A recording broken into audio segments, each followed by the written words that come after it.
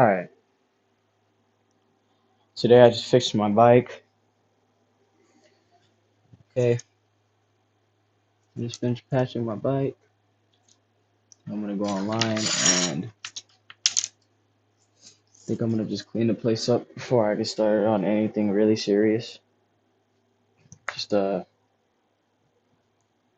general, just go over the place kind of clean up.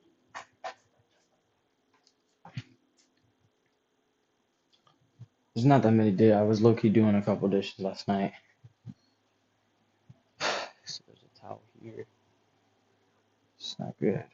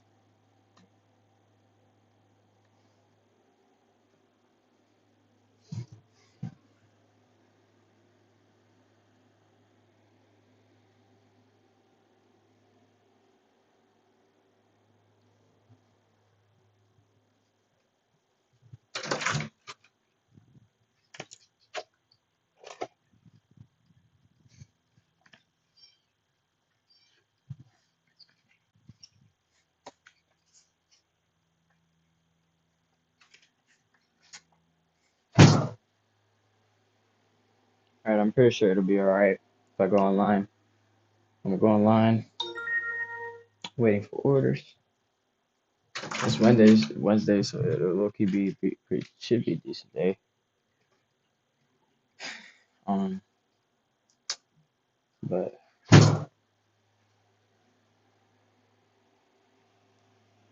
I am just working day by day, one by one at a time. Okay, so doesn't matter how tired I get of this entire thing, I just need to keep going because if I stop, then that's gonna be what causes me to not succeed. I want to keep going until I break through. Like this shit's probably gonna get mad boring, but like I'm gonna be honest, it probably kind of isn't at the same time. I think like I need to be able to, what do you call it, like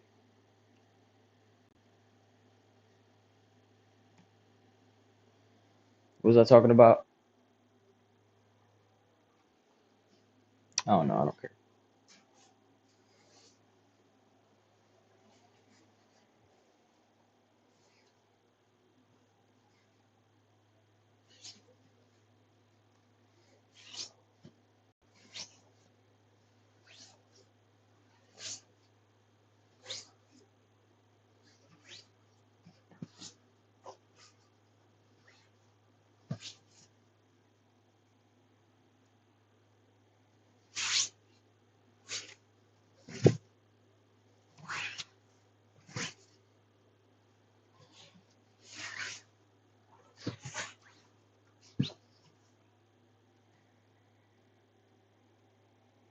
Could use this.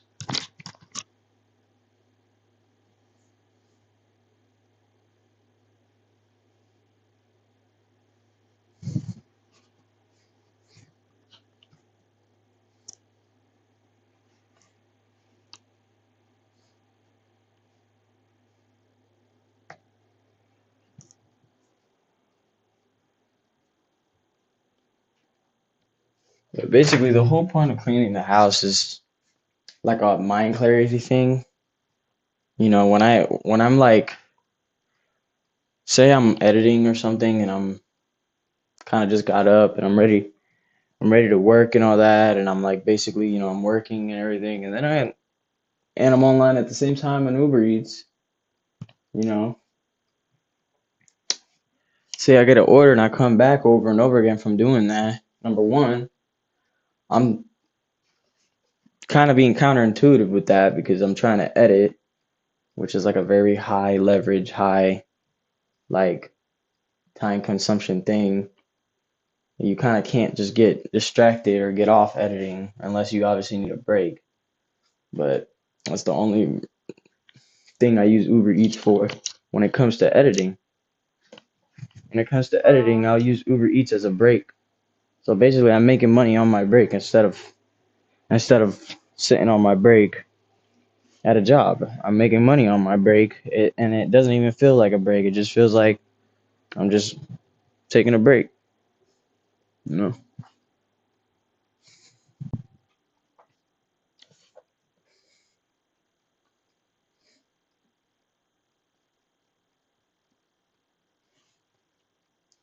Um. Yeah. No. I clean the house for my mom. I clean the house so that it stays. I'm being useful by doing that. I'm not adding value to myself, but I'm being productive. I'm being helpful, and I'm being um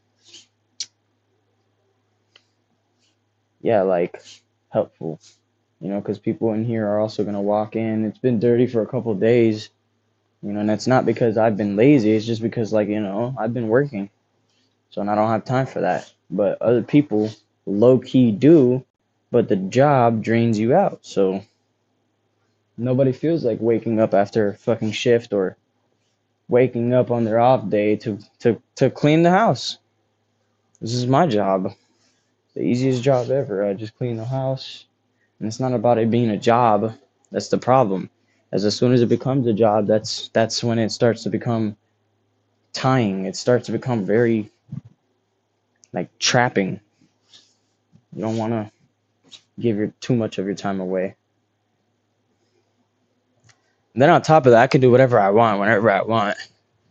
And this is what I choose to do. I choose to clean so that other people don't have to do that. So now when other people come here and they come and see the place, like for an example, my mother, because like I said, I clean for my mother. She comes and sees the place and how non-wrecked it is compared to how it was. She will probably have more time to cook and feed me than fucking, you know, clean and everything and all of the above and have to do her mom chores just because nobody wants to fucking clean, you know. All she has to do is go to the kitchen, literally make some food, and that's a win for me because not only did I help my mother out, but I also basically was fed quicker and probably would have not gotten fed if I didn't clean. My mom won't do all the work, and when she usually does, she always did. So that's why I'm dedicating my few years or whatever it takes to help her out while I'm here because while I'm not here, I can't do this. So I'm not taking it for granted. I'm actually taking advantage of it.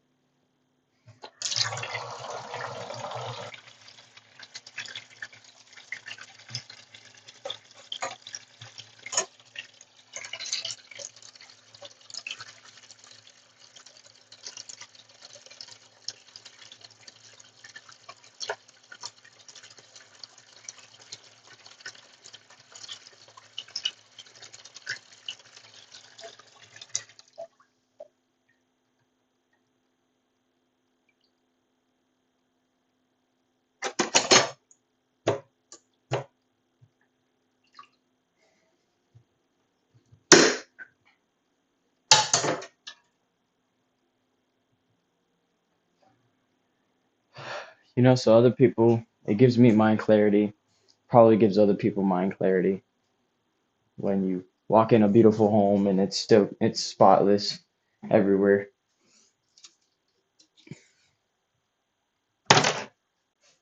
There's a cup in the bathroom. Why?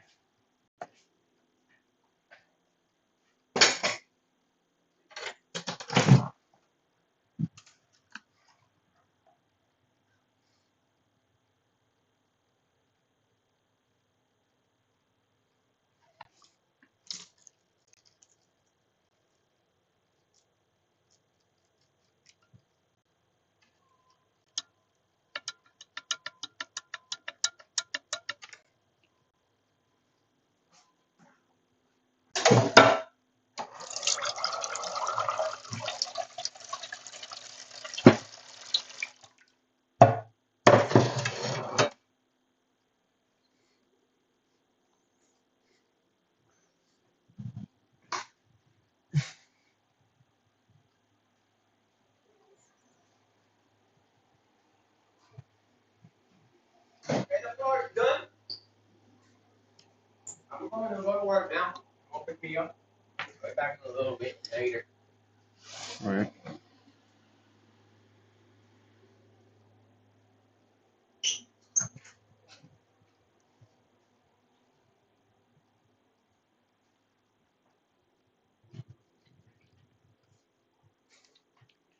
All right. I'm gonna have to check this out.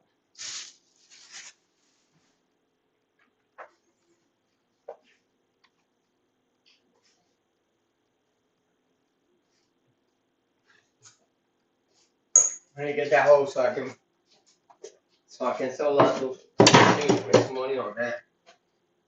Like $8.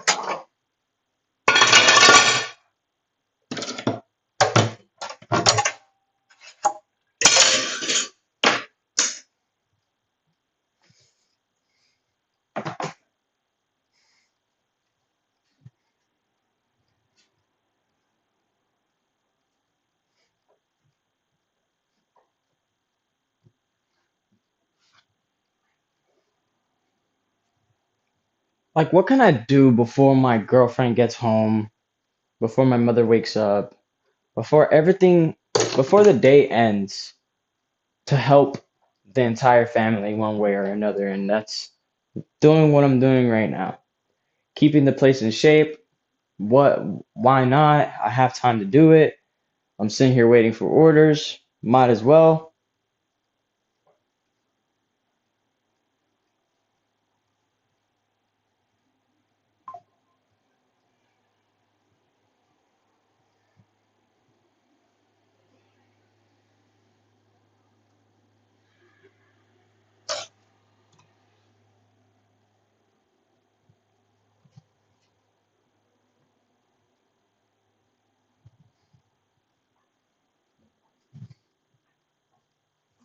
It also feels good.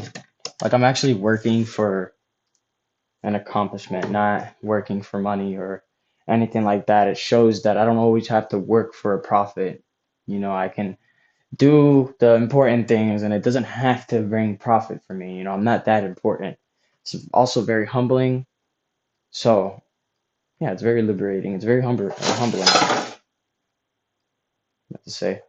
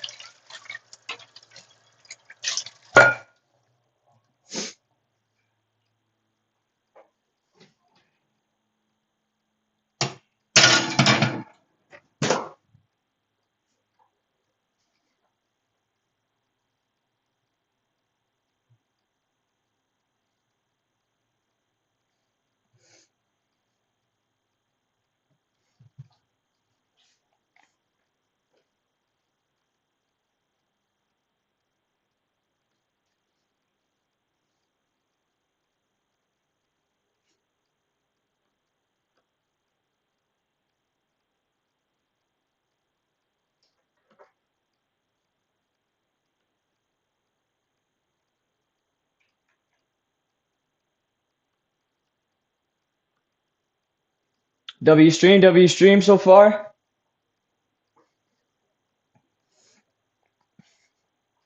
I'm like, that shit. Nigga, throw it away.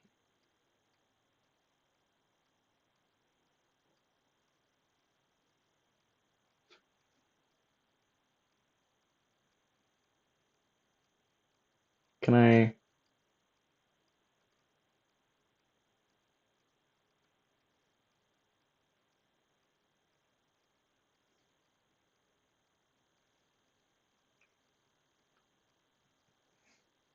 Not sure if you saw the news, but Fox News is claiming President Trump is declining in the polls. President Trump responded and says Fox News. This is George. George loves God more than anything. Or at least that's what he tells everyone. On the surface, he's a bright young man, putting God first. And to the people around him, it's so refreshing, inspiring even, to see someone so young take God so seriously. But deep down, he knows something's wrong. George's priorities aren't in the right place. He says he relies on God, but if he's being honest, God is often the last one he runs to for the longings of his soul. And he knows these things won't fulfill him, but he runs to them anyway. And this idolatry is a problem that George desperately needs to fix. As scripture says, you can't serve two masters at the same time. It's either God or someone, something else that will eventually lead to his destruction. If you feel like George, I want you to know that you're not alone.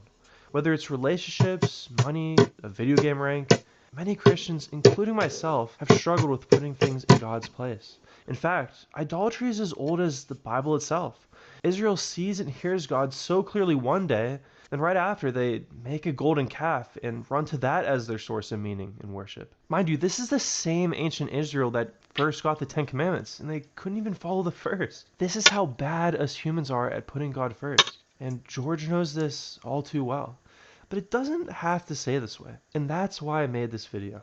I don't want George to be stuck in idolatry, and I definitely don't want you struggling either. So follow me as we see George go through a 3-step, Christ-centered process to finally say goodbye to his idols and turn to the Lord, so that you can too.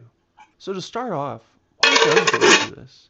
If the first commandment is literally thou shalt not have any gods before me, why is he so quick to replace God with this trash? Well, as weird as it sounds, it's actually because of how much he needs God. You see, George's idols didn't just come out of nowhere, they come out of how God designed him. We weren't made to get enough love, purpose, and joy on our own, but rather to draw these things from God. So when George tries to fill his God-given needs and doesn't get it from God, well, that's where idols form. George idolizes money because he thinks all a man is worth is his income. Money and being able to afford things is where he gets his purpose. George idolizes relationships because he wants to be fully seen, and he wants the love he gives to be accepted and cherished by another, even if he's not that great at it. So he only feels loved if the people around him feel like showing it. And he turns to video games because he wants something that's always there for him. Life has tons of changes, but his Minecraft save is always there. And because of this, he only feels stability in life when he turns on his console. In fact, every idol comes from a God-given need.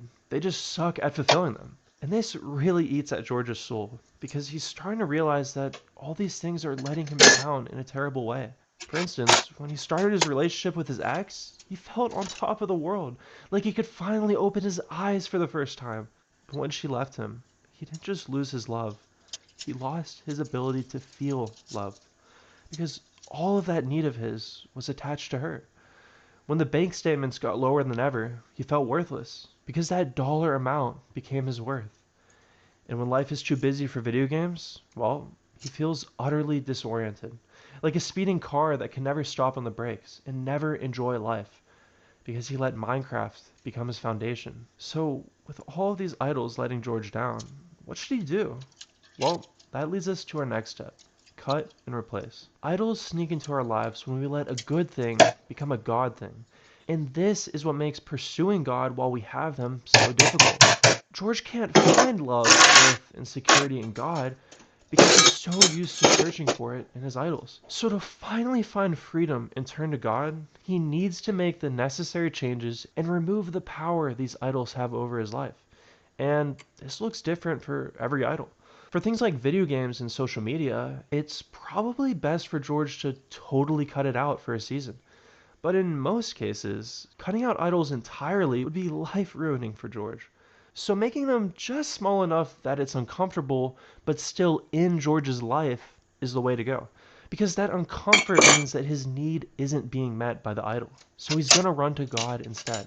And here's what I mean. George shouldn't just break up with his girlfriend if she's a good, godly woman, and he especially shouldn't divorce his wife if he's married. That would be terrible. But what he could do is spend less time with her and more with God. He could talk to other brothers to understand how to rely more on God for love. And over time, he will have his source of love in God. And I mean, for income, George can't just stop making money. He needs money to live. But to eliminate the power that money has over him, he needs to give. And I know, that sounds scary to George. Why should a Christian give? The gospel's free. And fair enough, but if he's not comfortable letting go of his money, then his money will never let go of him. And a little disclaimer here, no, this is not a plug for you to donate to me. If you struggle with money, you should give some up so that it doesn't have power over you, but do this prayerfully and wherever you think God is leading you to donate.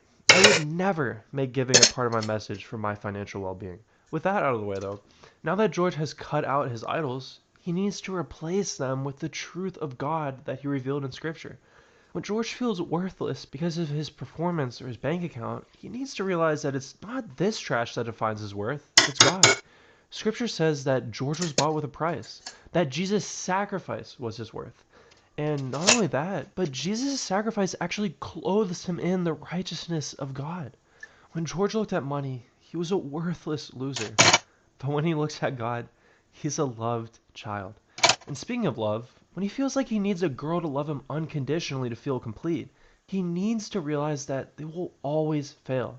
But verses like this show that God's love is not only deeper than what a girl could ever give, but it's unchanging.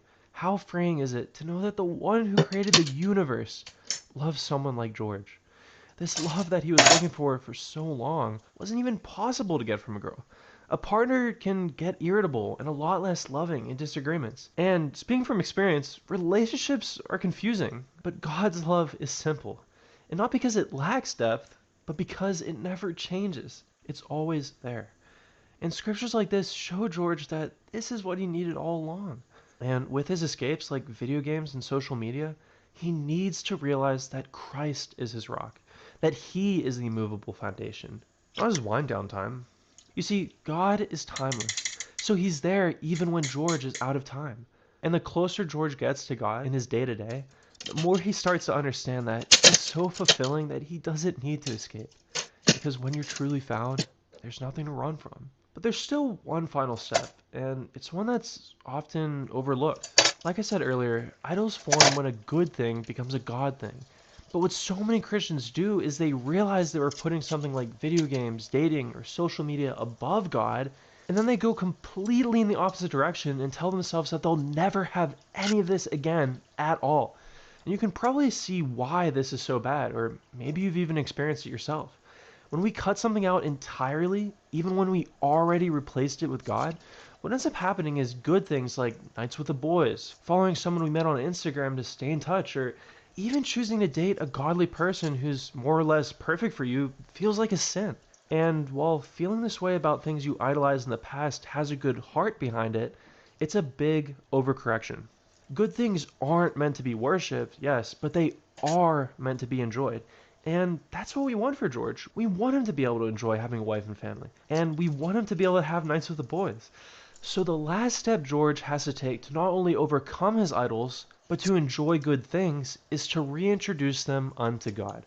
As scripture says, so whether you eat or drink, or whatever you do, do it all for the glory of God. And a little side note, verses 23 to 33 in this chapter are a really good place to start to discern whether or not you should reintroduce something into your life. It's a great read if you have the time. But with that aside, to practically know whether or not it's safe for George to reintroduce something, all he needs to do is ask himself 3 questions. 1. Do I still go to God for my needs when this is in my life? George needs to make sure that when he does reintroduce this, that it doesn't sneakily become an idol again. If it does, he needs to cut it out again, either for longer or even forever, depending on how strong it is. 2. Is there a way for me to do this for the glory of God? George can play video games, he can use social media, but he shouldn't use them in the same way. Before, they were an escape. But now, instead of playing for hours a day solo, gaming is now an opportunity to build deep relationships with others, and a great witnessing opportunity when he has those deep 2 a.m. conversations with the boys. And instead of scrolling aimlessly on TikTok and Instagram, he only gives himself 15 minutes. And when he consumes entertainment, he looks to do so with others so that it's a bonding experience instead of a mind-numbing escape. 3. You want to file free? Hit it. Fuck is this gay ass shit?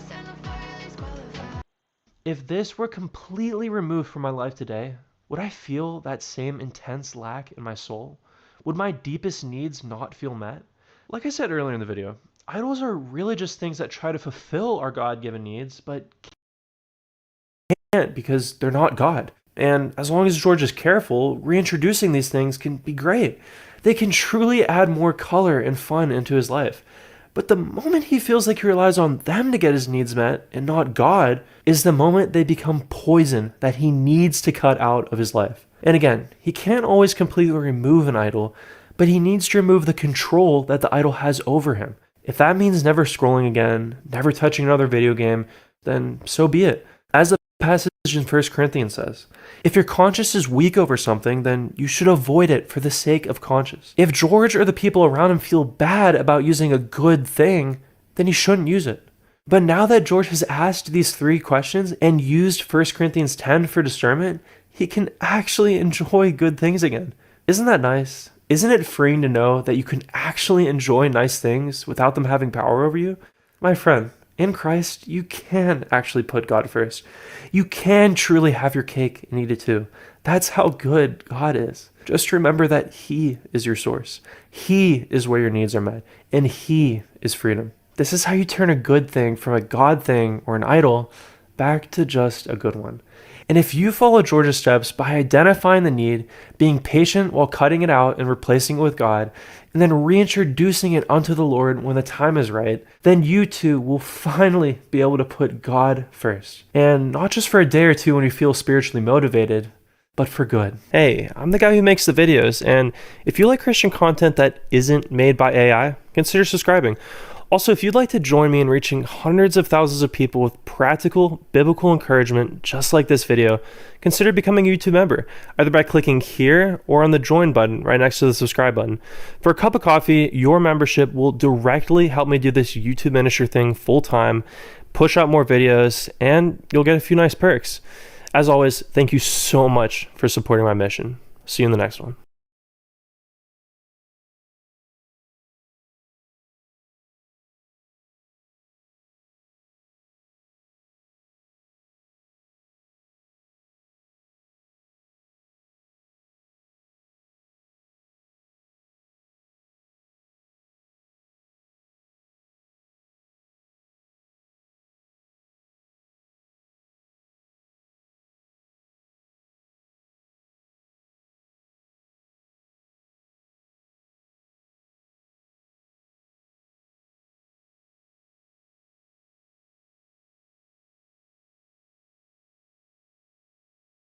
Imagine being able to build an app with your name on it, just by thinking about it. Meet Base 44, a complete AI creation platform.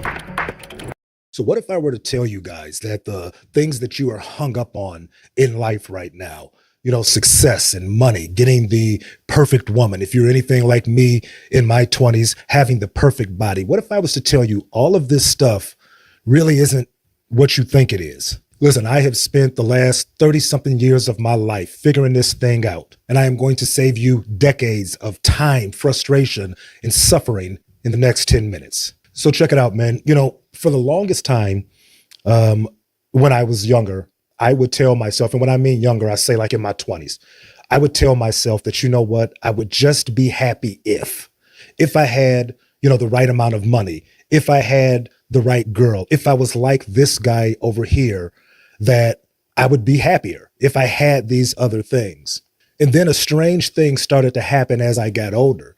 The very things, man, that I was saying I would be happy if I got, I actually start getting some of these things, right?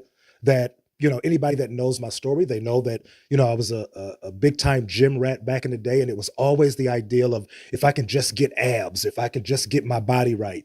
And you know what? One day I did a show, trained really hard, ate right. And you know what? I had the abs. I had the abs. I was ripped. I was all of that stuff. Did a bodybuilding show, did pretty decent in it. But a weird thing happened after that. Soon after the show was over, I mean, I was happy for a time. I forgot about it after a while. And then it just kind of went back to life as usual. Same thing with women, right? Before I got my body together, man, I would dream about certain women that I would see and how much happier I would be if I was just in a relationship with this woman, if I can just sleep with this woman. And then same thing. I got my body together and now I'm starting to get attention from women that I could have only dreamed of at one time. And then the same thing happened, man, that, at the end of the day, in the beginning, there was some, ooh, I'm with her or whatever. But after a while, like that would just kind of fade away. Same thing with money. If I just had the right amount of money.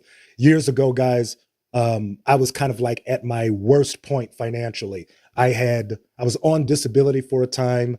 They had found out something was wrong about the case. And without warning, they had stopped my money, right? Stopped me cold. And I am not at all embarrassed to tell you guys that if it wasn't for, my family helping me out, namely my mother, I would have been out on the street, literally. And it was going like that for, a couple or at least 6 months to a year, literally not having any money, having to borrow money just to get a disability check to pay it all right back and then reborrow it again. And that was before the money just completely stopped. So I was in a very, very bad way. And it was the ideal of, this sucks. If I can just get some money, if I can just get more money, I'd be fine. And then I'm opening mail one night and I come across this letter from a 401k that I had with a job that I had had previous. And guys, there was like $100,000 in this account. And I thought it was a joke. I called the people the next day. I'm like, is this real? They were like, yeah. I'm like, how much of this is available to me? They were like, all of it. And in an instant, right? Like life just changed, right? And I had like a shit ton of money. Like I bought rental properties and I was buying all kinds of stuff with this. I was traveling. I had a girl. We was going here. We were doing stuff. And it was cool for a while. It was cool until the money ran out. It's the same thing for friends. And, if I can just be in the right group of people, if I can just run with the right crowd, and then you get to run with the right crowd and you see that it's just, you find out, man, or I found out that all of this stuff that I thought would make me happy, it really didn't. It did it temporarily, but it really wasn't any long lasting fulfillment in it for me, right? I'm reminded of a story of Vanilla Ice. I'm dating myself with this. This was a famous rapper back in the 80s. And he had a song out. It's called Ice Ice Baby. And at the time, guys, this was like the highest selling single. And this guy was a millionaire, chicks everywhere. He had the fame. He had the notoriety. He had all of this stuff. And he would talk about how he was having a party at his house. And you can imagine, right? This type of money, chicks everywhere, people, jocking you, all of that. And he said in the middle of all of that, he is sitting on a diving board by a pool, contemplating suicide. And at the time that I heard that, I just couldn't understand. Like, why would you be contemplating suicide when you have all of this stuff? You got money, you got women, you got all of that. And it would take me years to find out what I'm talking to you about now, right? I've heard stories about people that would train their entire lives in some type of sporting event just to get to the top of it or the pinnacle of it, compete and win and be elated for a day. And after that, it's like, shit, what else is there, right? So man, it would take me years. It would take me over 30 some years to figure out it's not the stuff. It's not the stuff that's going to give you the happiness and fulfillment in life, because I've had that stuff. Now, I don't want you to mistake what I'm saying, because all of my videos are about, building yourself and building your finances and building these things. But you know what I've come to find out now that I've gotten older? What I'm finding out is it's not the stuff. It's the person that you become while getting the stuff. When I look back on it, getting those abs and that in the gym or getting that body that I wanted, it wasn't really about the body. It was the man that I became in developing that body. I became more disciplined. And here's the thing, I couldn't see any of that, or I couldn't value any of that because I thought the abs was the thing, right? But the man that I became, the disciplined man, eating a certain way, strict diets and going to the gym all the time, becoming a man of consistency, becoming a man of discipline, right? That was the thing that I should have valued, right? With the money. Money is going to come and go in your life. What you'll find is it's what you do with that money, how you better yourself, how you better those people around you. It's what you become as a result of the stuff. And that's why I think so many people get it wrong. They get it wrong because the stuff is going to come and go. But who you are, who you become as a result of that stuff is what stays forever. That's why many people are very unhappy in life because they are so focused on just the stuff. They're not focused on becoming. When I think back on all of the women, I've been through 3 divorces and countless breakups in that. And you know what? I survived every fucking last one of them, right? That they were hard and it sucked and it was tough, but I still drug my ass up every day and pulled my life back together. You guys understand what I'm saying? It's not the stuff. It is not the stuff. It is what the stuff makes you is what really matters. You will spend a lifetime frustrated over running after a thing just to get it, just to realize that, man, this ain't what I thought it was. Like I said, you have people that will train their entire lives for an event just to finally make it and forget about what it took to get to that point.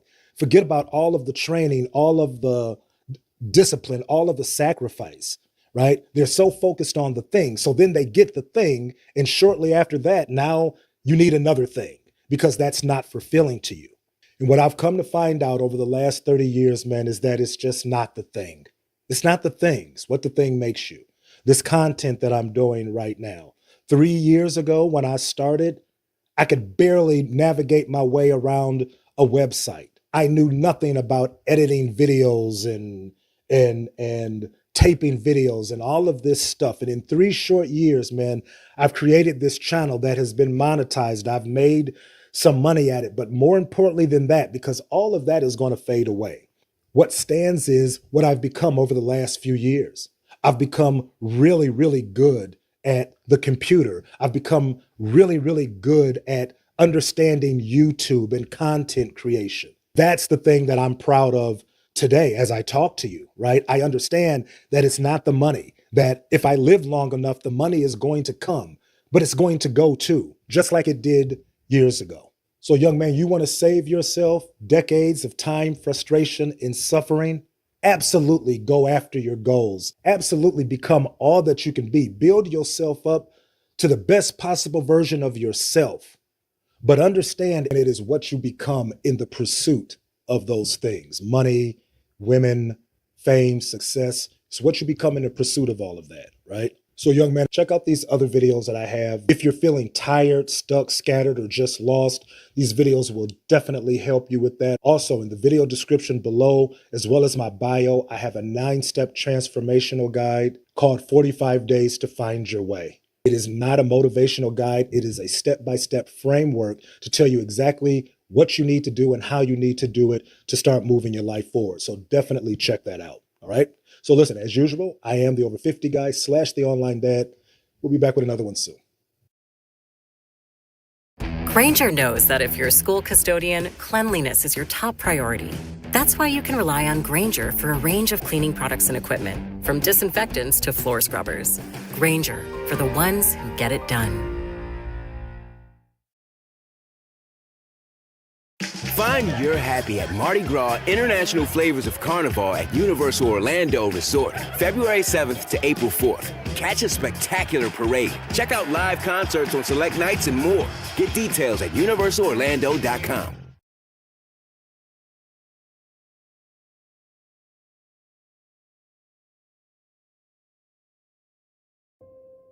Before we pray, let's listen to God's word, and then we'll pray together. In the Gospel of Mark, chapter 11, verses 22 to 24, Jesus shares a beautiful and powerful lesson about faith. He says, "Have faith in God. Truly, I tell you, if anyone says to this mountain, 'Go, throw yourself into the sea,' and does not doubt in their heart, but believes that what they say will happen, it will be done for them. Therefore, I tell you, whatever you ask for in prayer, believe that you have received it, and it will be yours." These words invite you to trust God completely, believing that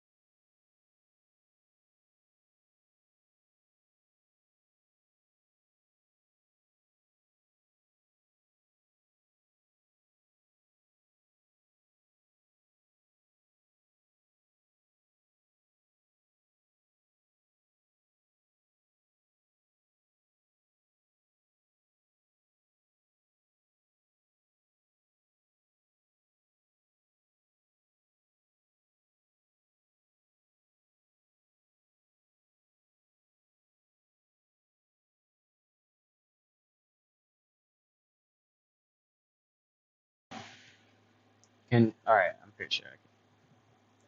So, okay. The reason why I connected the headphones was because I said I was gonna go ahead. So, okay, hold on. I was listening to the audio.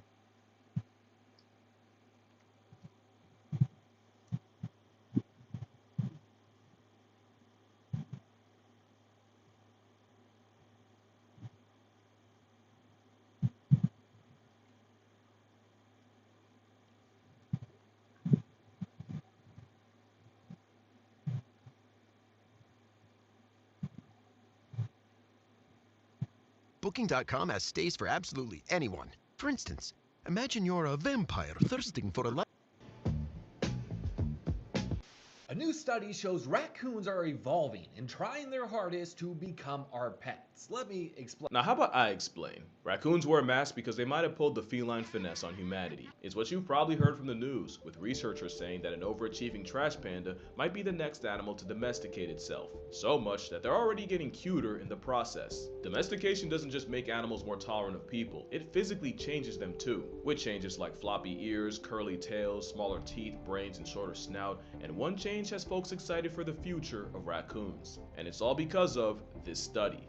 By combing through 19,000 raccoon portraits posted to iNaturalist, the study concluded that the urban raccoon snout size was shorter than their country cousins by 3.6%, possibly because shorter snouts with stronger bites are better at chewing through our trash, and that trash might be how this all started. What people forget is domestication isn't just brute force by humanity. The animal has to make the first move, and with dogs, that move was early wolves scavenging off human leftovers, a habit that favored less fearful, less aggressive wolves. Without their love affair of our food, we wouldn't have dogs, and arguably no animal loves our trash more than a recycle ninja. The Shiesty cat is a survivalist on steroids who easily adjusted to life in the city, pivoting I don't like them motherfuckers. from 9 to 5 to dumpster dive, and leaving trees for chimneys. Raccoons have hands, free will, and the intellect to use both, which can lead to a sugar bandit hitting a lick on a donut shop and slipping away to do it again. That is, when they don't use the direct approach of just asking for it. Mind you, Stealth Eyes have great memory. She just made a regular for life. They'll take free rides from anywhere, literally. There's more than one case of ringtail commuters taking trains, like when a raccoon hopped on a Toronto GO train headed halfway down Ontario,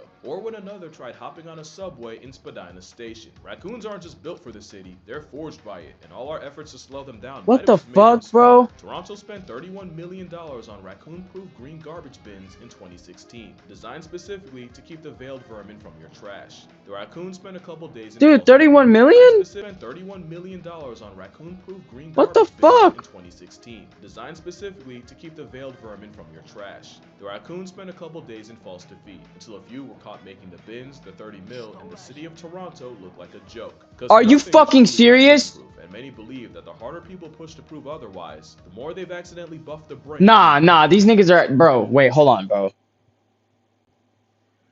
Devs are deadass buffing raccoons. What's going on, bro? Many believe that the harder people push to prove What?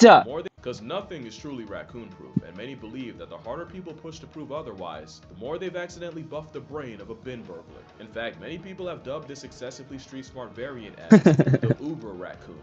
So it would seem that like death, taxes, and The Simpsons getting another season, raccoons are inevitable. But before you start fantasizing about naming a litter merchant Rocket, you should probably know, what exactly is a raccoon?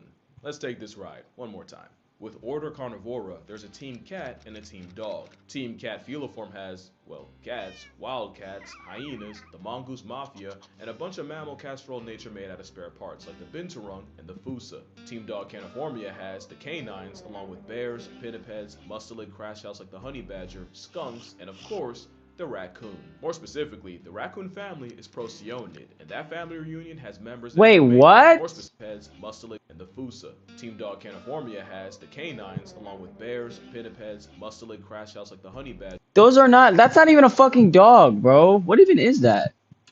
Skunks, and of course, the raccoon. More specifically, the raccoon family is Procyon, and that family reunion has members that you may not have heard of before, like the ringtail, actual name, the Kakamisle. Every time I see it, it feels like the first time. The Kinkajou, aka the honey bear. But by far, my favorite raccoon cousin is not a moonwalking dinosaur. That's just what happens when you put coatis in reverse. If you've been to Mexico, you've definitely seen at least one coatimundi, if not coatimani. And as someone who's been to Mexico, Bro, it's literally dinosaur, aka the honey bear. But by far, my favorite raccoon cousin is not a moonwalking dinosaur. That's just what happens when you put coatis in reverse. If you've been to Mexico, you've definitely seen at least one coatimundi, if not coatimani. And as someone who's been to Mexico, I can assure you that they'll steal your heart along with anything else left unsupervised. It's a habitual hog-nosed thief. Stole that shit.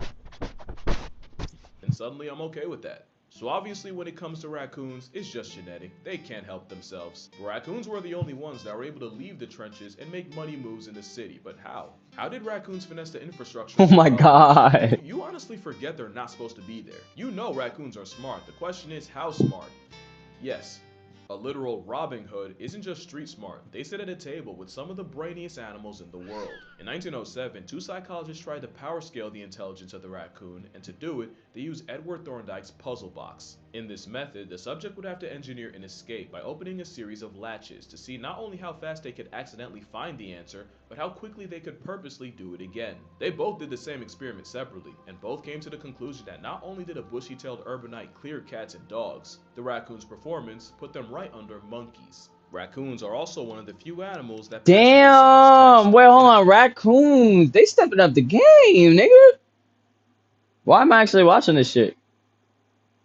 Another experiment, 2 out of 8 raccoons were able to figure out that they could reach a marshmallow in a tube with water by dropping stones to raise the level high enough. A third one said, and just sat on the tube and rocked back and forth until it tipped over and the water and marshmallow spilled out, something a team of PhD students did not see coming. It was never a secret raccoons are cognitively capable. Once upon a time in the 20th century, there was a push to use raccoons as lab animals for neuroscientists and psychologists, but that idea lost steam due to the procedural issues of raccoons breaking out of cages and escaping through vents. Basically, it got to the point where you couldn't tell who was studying who. A deliberate disciplinary choice in a history of bullshit. They got embarrassed by a dumpster puppy and refused to run it back. Honestly, raccoon intelligence is 2 things.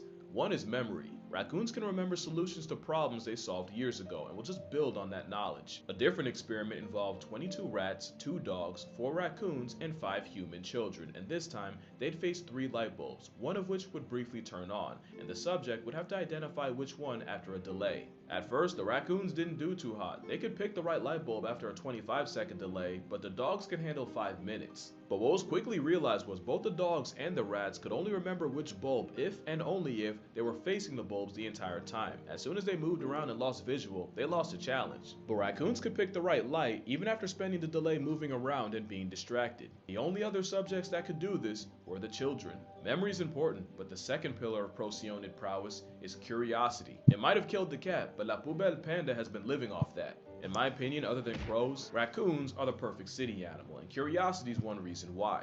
They're neophiles, meaning their first response to something they've never seen before is to figure it out. That's how they turn what social media flex as the marvel of ergonomic design into a 7-figure waste of everyone's time. It's almost impossible to make something raccoon-proof, since there's an unsettling overlap between the smartest raccoon and the dumbest human. It doesn't help that a rubbish warrior has hands. Fun fact, the animal called wash bear doesn't wash food. They actually wet their paws to enhance the nerves on their fingers, meaning raccoons can see what they're eating with their hands. Speaking of food, it helps that raccoons are omnivores that'll mooch off you, your dog, your cat. They'll food tax your entire family and hit the goofiest animation after. They'll try anything once, even if it means waking up face down in a liquor store. But what raccoons really eat off of is pretty privilege. Despite being much less of a disease risk, opossums don't get a fraction of the PR, and people who hate on coyotes but give raccoons a pass must not have the experience of waking up to a dismembered, disemboweled cat. In fact, intelligence in a face mask often makes you forget they're a predator tough enough to maul your family pet. And in the city, very few things can return the favor, as urban raccoons have almost no predators, except for maybe an otter. Not like I think otters actually eat them, but to be fair, this does look very predatory. Other than Lila showing Rocket where everybody floats, raccoons are in that sweet spot where many What the fuck? Other than Lila showing Rocket where everybody floats. Bro, is that a fucking otter? Bro, let me get off this video. I promise you I'm getting distracted.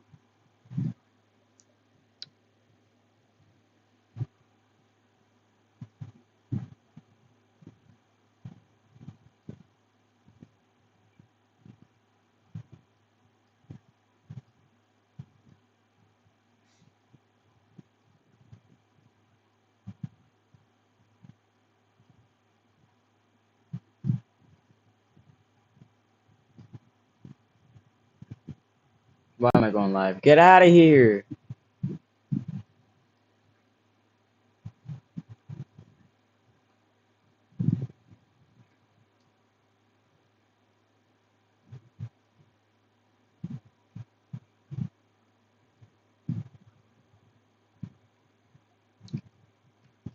Damn, I want to watch this. Great. The new GoDaddy Aero has AI marketing tools to help small business.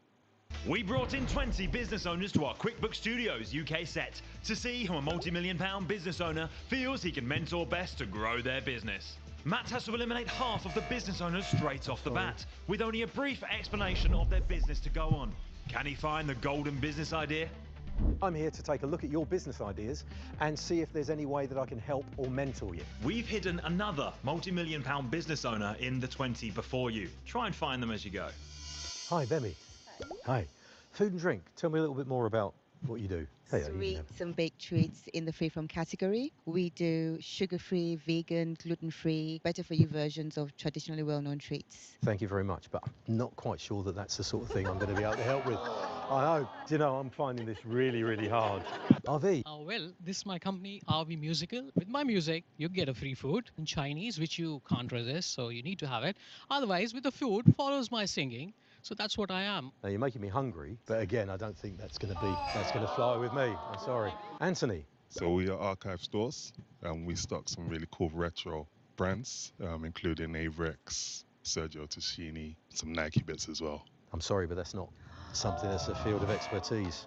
We make a AI platform that essentially helps video editors. Say you're shooting a multi-part game show format, you're going to end up with a lot of footage, and essentially we automate a lot of the boring work that goes before the actual creative work, so people can make more money. So would that help people who've got very limited ability in editing stuff to actually do things more easily? It's more for people working at scale.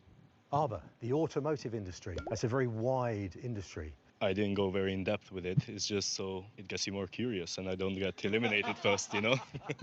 Generally, we buy and sell used cars. High-end or? Mid-range. What I'm looking for in a good business idea is something that really connects to people. If you're only chasing the profit, you're going to fall over because it's like a gambler chasing that next bet and putting good money after bad. It's got to connect with people. It's got to make them feel good, or it's got to make them feel happy. And that's what I'm looking for. Global whole life confidence. Yes. Make me confident. Okay, so it's primarily it's a women-based business, but I do have men clients. It's a solution for all women, no matter the background, and we're looking at body confidence, relationship confidence, whole unshakable confidence. And Sigurlin. Called it social media, so it has room to grow. Obviously, I want to scale it even more. Basically, social media management at the moment and virtual assistant support. Pete, I'm really intrigued by training for blue-collar businesses specifically. My clients are in the blue-collar sector, I call them, so waste and recycling companies, warehouses, transport businesses, fleets, that kind of thing. And your consultancy, what do you consult? We give advice around employment law, health and safety, and operator licensing. Stand-up paddleboarding. Tried it twice and failed miserably. You haven't. You need to come over to the Wirral and have a quick lesson with me. So I've been doing it for 10 years now, and each year we try and up our game as to make it more inclusive for everybody. And this year we're trying to involve non-able-bodied people. Party, that's intriguing. So what we do has two strands to it, really. One half is open-ended style party games, usually card-based at the moment. We also have a 3D printed amusements and party accessories side to the business. Okay, TV, again, vast. Got a brilliant range of clients, and I provide my clients to TV productions. So Okay. some of the most famous shows that you probably watch on your television, my clients are right in front of you watching. All righty, drinks, e-commerce. I have a premium ready-to-drink cocktail company, and we sell everything through the post. Sarah's interested in that.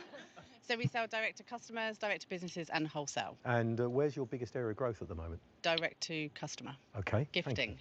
Entertainer, I lift the world. I started 33 years ago as a clown, and then I built my business up and did magic, balloons, discos, parties.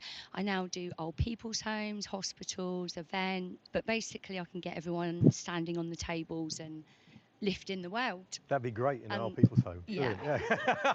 Have you done the risk assessment? Okay. Leadership development, Beatrice. I run a company called the Business Storytelling Center, and what we do is we train and coach both leaders and entrepreneurs, especially those who have been historically underestimated, so that they can be more visible, more confident, and more vocal by using their own stories. Go back over here. I'm sorry, Katy. I'm sorry. That's I'm sorry, Sarah. I'm sorry, Sarah. Oh, no, boo. I'm used to being the villain in Panto, so don't worry about that. Beauty memberships, I'm sorry, it's not my field of expertise. Entertainment music, Ashley. We produce music artists that go out into the world and create music, the music that you listen to on the radio, when you're jogging, when you're creating your business. And that's what we do, and we're making them into big brands. We have actors, and we also have... Hold on, let me ask this motherfucker, because I ain't gonna lie, let me I like half-ass clean the fucking house. I'm not done at all. I low-key gotta finish before I do this. Yeah, I'm gonna do that. I'm getting mad distracted. Fuck that shit.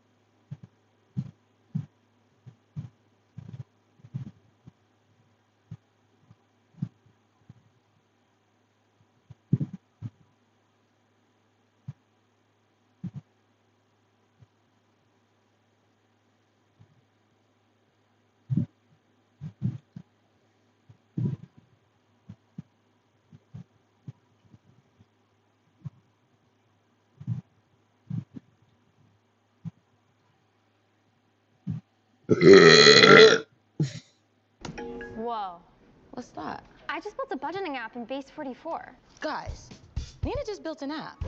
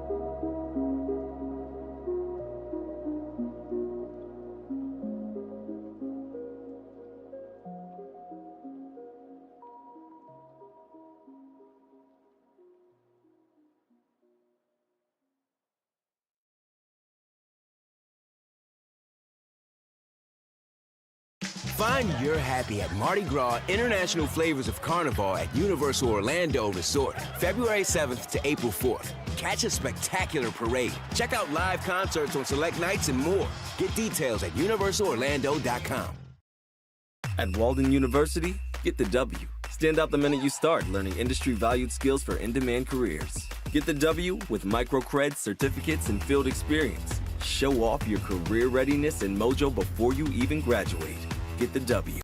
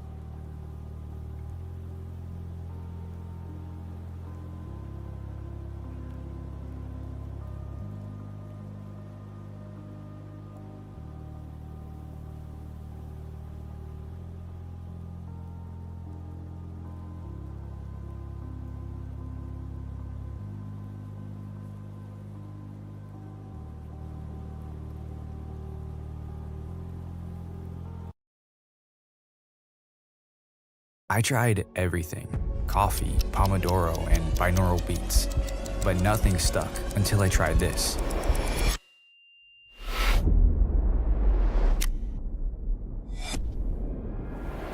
Brain FM is neuroscience-backed music designed to help people who struggle with focus. Instead of fighting distractions, your brain just enters flow. Try it for free and slip into effortless focus.